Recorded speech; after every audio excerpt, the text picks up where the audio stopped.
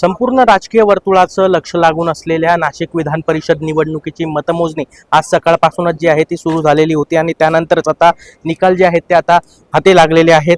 आणि नाशिकमध्ये जो आहे चुरशीची लढत जी बघायला मिळत होती गीते विरुद्ध दराडे, ती आता खरं तर मोठ्या प्रमाणात रंजक या ठिकाणी ठरलेली पाहायला मिळते। याचं कारण म्हणजे अपक्ष उमेदवार गोकुळ गीते यांनी महायुतीचे जे मुख्य नेते आहेत त्यांच्याशी भेट केल्यानंतर आपला जो उमेदवारी अर्ज आपली जी उमेदवारी होती ती खरं तर माघारी घेतली होती।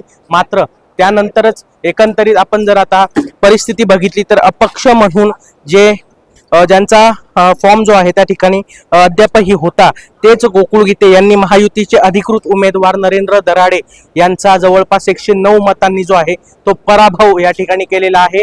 आणि महायुतीचे नरेंद्र दराडे यांचा पराभव झाल्यानंतर माझा जो आहे महायुतीच्या नेत्यांकडून विश्वासघात झालेला आहे, गिरीश महाजन यांनी देखील माझा विश्वासघात केला, अशा प्रकारची प्रतिक्रिया जी आहे ती देण्यात आलेली आहे। मात्र आता नाशिकमध्ये जे आहेत विधान परिषद निवडणुकीसाठी आमदार म्हणून जे आहेत गोकुळ गीते यांची नियुक्ती जी आहे ती आता एकंदरीत होणार आहे।